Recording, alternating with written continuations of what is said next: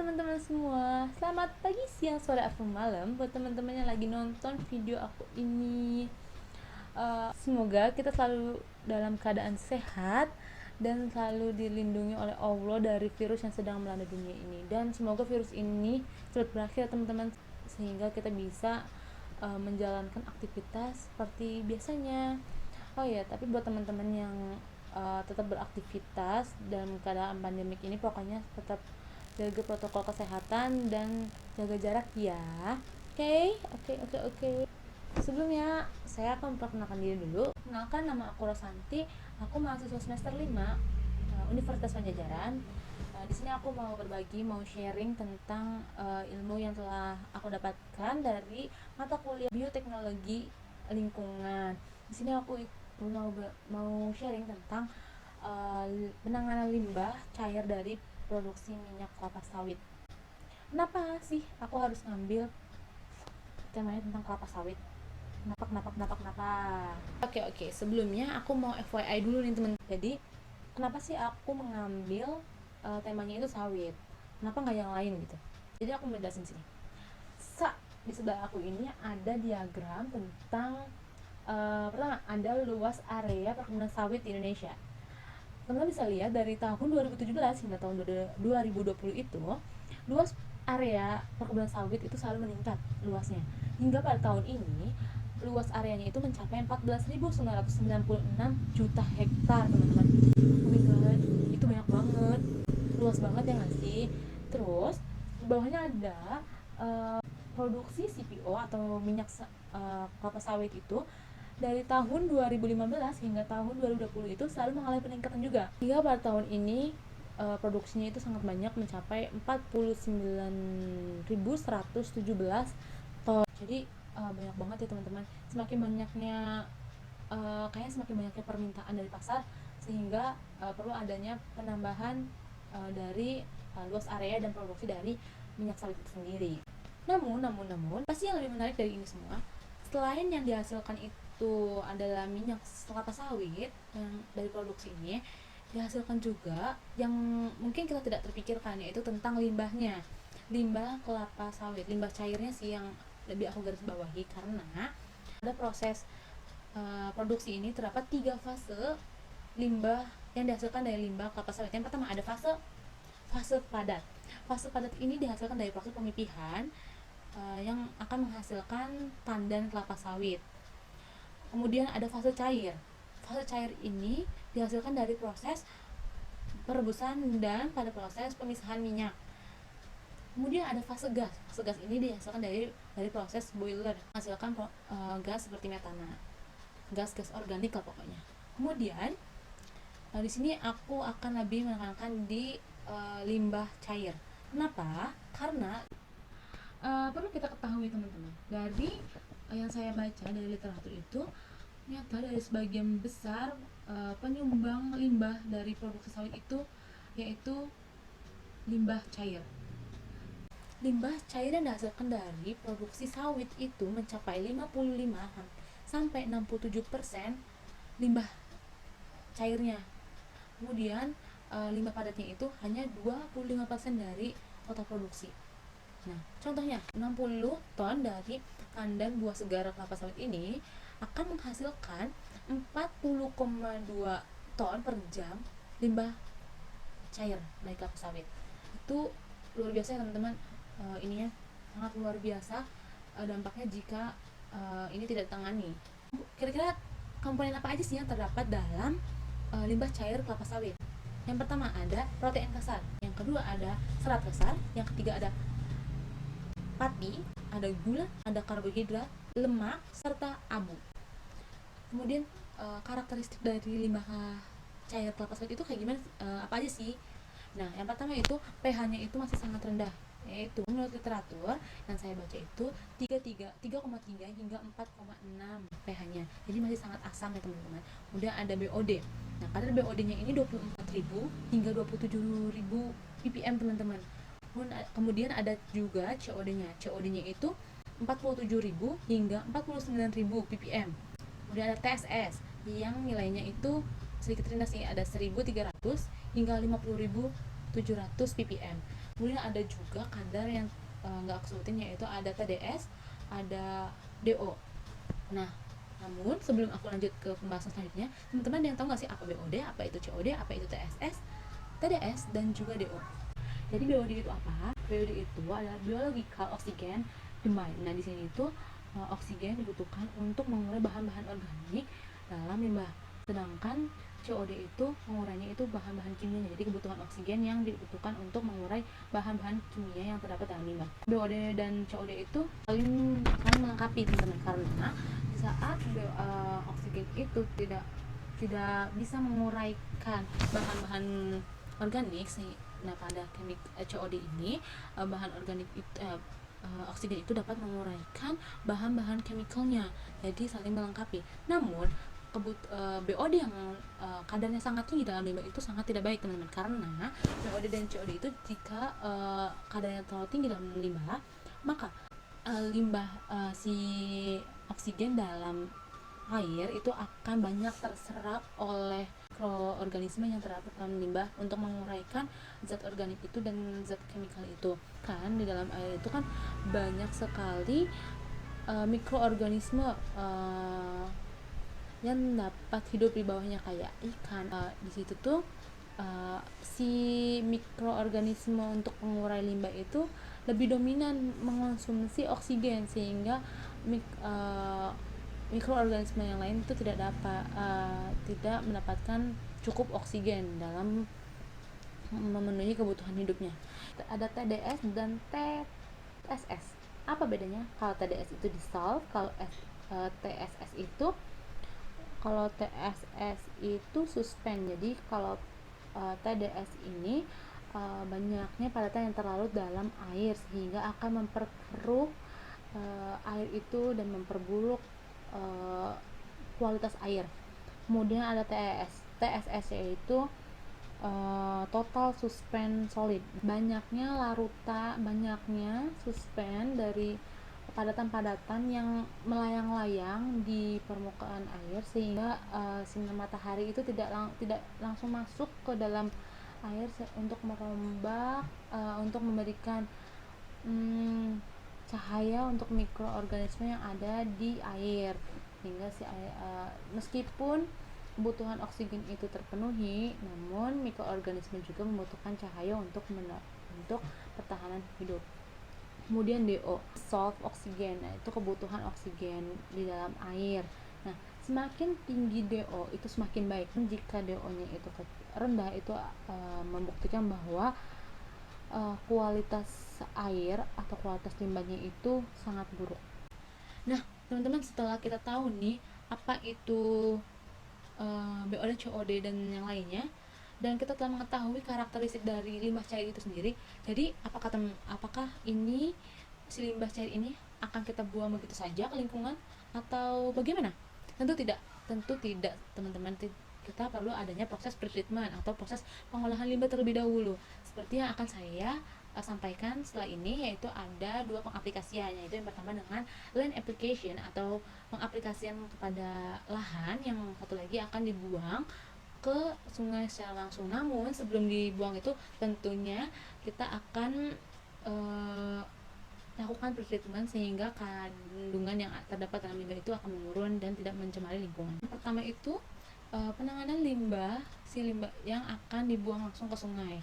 Ini dengan pengaplikasian adanya kolam-kolam yang akan dipergunakan dalam proses ini. Seperti bisa teman-teman lihat dari sebelah aku ini, penanganannya itu yang pertama itu ada limbahnya itu yang berasal dari pabrik itu akan keluar, kemudian akan masuk pada proses fat feed. Apa itu proses fat feed? Proses ini dimana masih adanya minyak dan limbah cair yang masih bersatu gitu ya, teman-teman. Sehingga pada proses fat feed ini limbah itu akan terpisah dari minyak yang masih terkandung dalam limbah. Jadi intinya masih terdapat minyak pada limbah ini, sehingga si minyaknya itu akan dikumpulkan kembali dan akan diproduksi lebih lanjut, di recovery atau di recycle kembali proses produksi. Kemudian pada proses fat feed ini suhu dari limbah itu masih sangat tinggi, yaitu 60 sampai 70 derajat Celcius teman-teman. Jadi masih sangat panas nih ya. Kemudian masuk pada proses limbah yang telah melalui proses fat treat akan masuk pada proses pendinginan.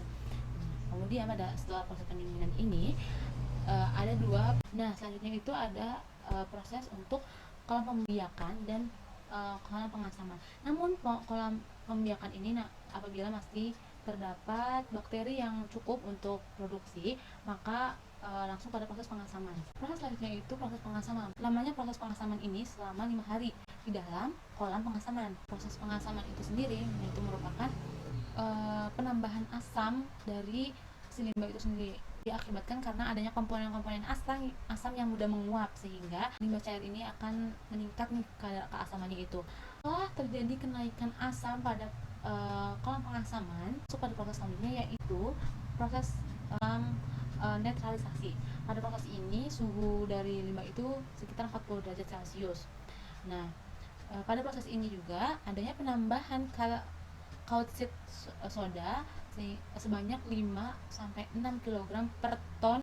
Pada proses netralisasi ini akan menetralkan limbah cair itu menjadi kurang lebih 7 pH-nya atau netral. Pada proses selanjutnya itu limbah akan masuk pada proses anaerobik, di mana proses anaerobik ini akan dibagi menjadi 4. Yang pertama ada primer 1, primer 2, sekunder 1, dan sekunder 2.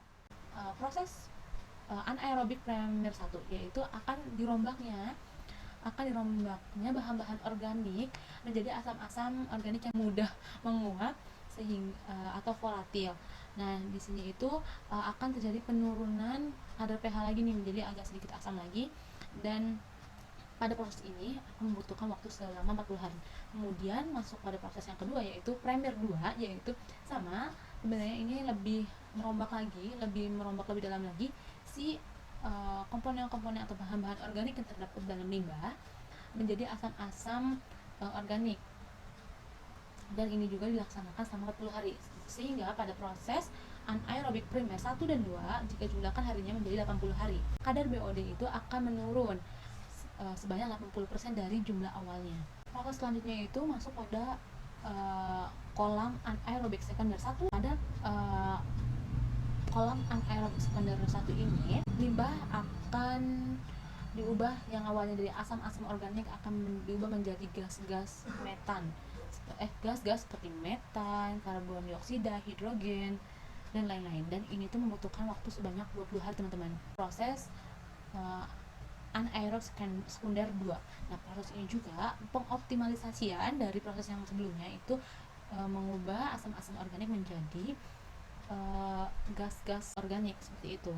Pada proses ini akan adanya penurunan pH lagi teman-teman, namun tidak banyak. Proses ini juga dibutuhkan waktu sebanyak 20 hari. Jadi pada proses anaerobik sekunder 1 dan 2 membutuhkan waktu 40 hari. Turunkan kadar BOD yang terdapat dalam limbah sebesar 65%. Sehingga jika kita hitung proses anaerobik itu dilakukan selama 40 tambah 40 20 20, berarti sejumlah 120 hari, dan akan menurunkan kadar BOD 90% ditambah 65%. Seperti itu teman-teman. Lumayan juga ya. Jadi kira-kira kadar BOD-nya itu kurang dari 500 setelah melewati proses anaerobik. Nah, pada proses anaerobik ini yang lebih dominan itu kinerja dari